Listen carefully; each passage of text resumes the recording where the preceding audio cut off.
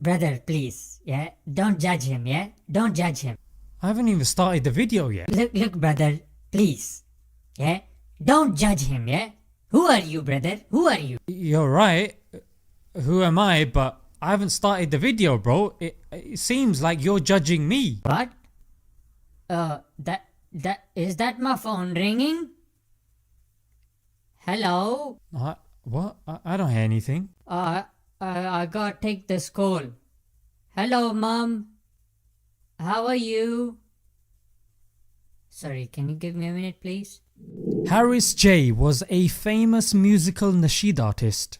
He won a competition and was signed by Mahir Zain's label at around 12 years old. He had a very innocent religious image till he did a Hannah Montana Miley Cyrus flip, which confused and angered a lot of his fans. He did a very honest interview with Adam Saleh and Slim, which we can learn so much from. Assalamu alaikum guys, and welcome to another episode of Smile to Jannah.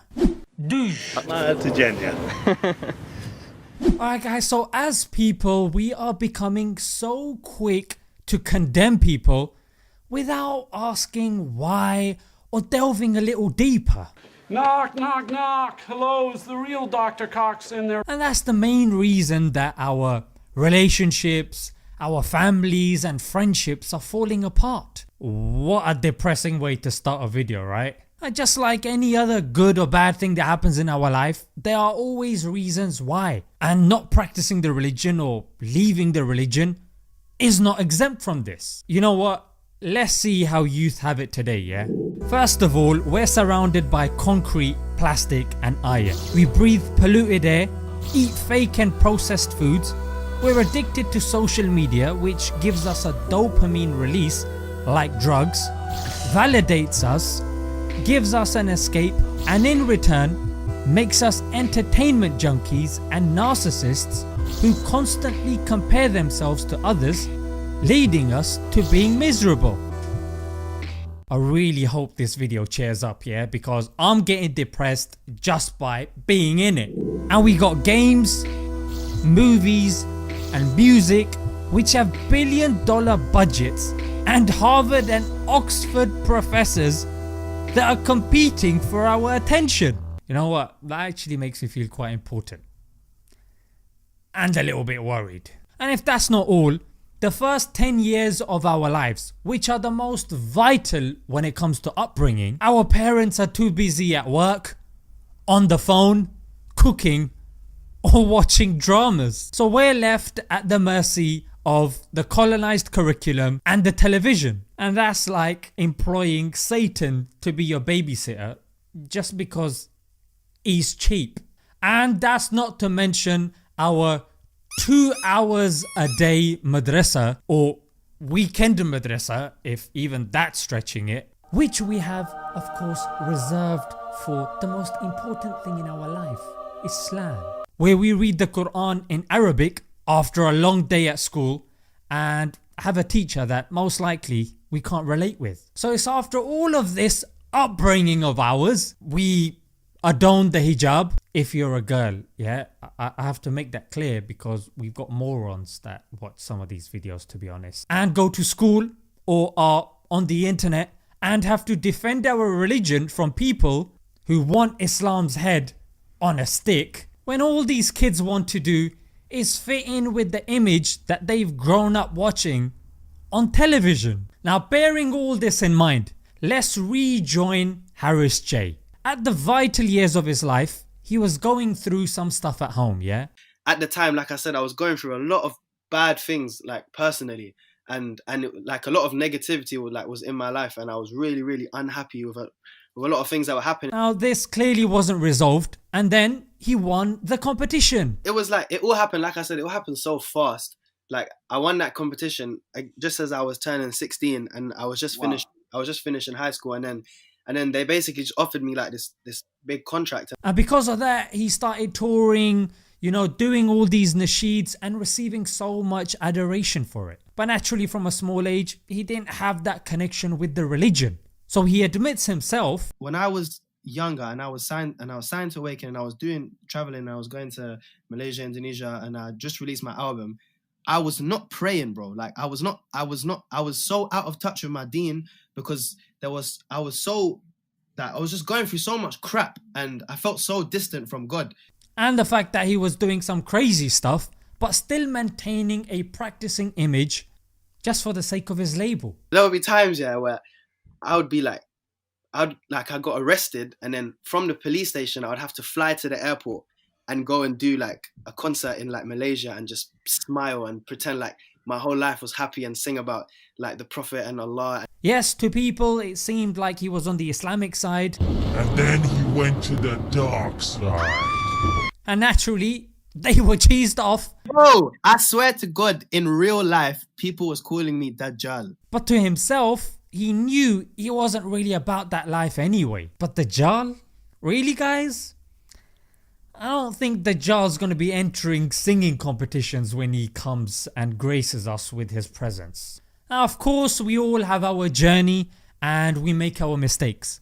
And it does make sense Islamically and even logically that when we are making these mistakes, we don't make them publicly, yeah? We don't show them off to the people like it's some sort of thing to be proud of, yeah? Oh, I'm just showing people that, you know, it's okay to be a human being and you do these things. Hey, people already know this, yeah? We got plenty of other examples. Harris J, mashallah, he's an intelligent boy. You know what I'm saying? He was plunged into that test when he was young and, you know, still a bit confused. But now, mashallah, he seems to be finding out more about himself and becoming more in touch with his religion. The one thing that I'm most sure of in this world, yeah, on my life, I'm most sure of on this world is that you can't be happy without God. You can't be happy without God. If I've learned anything in my years of living, that's the one thing. So no matter what I sing about and no matter what I kind of do in my life or the music I make or the places I'm in and stuff, like that will never leave my brain. And he still feels that he wants to pursue music, and that's up to him, you know what I'm saying?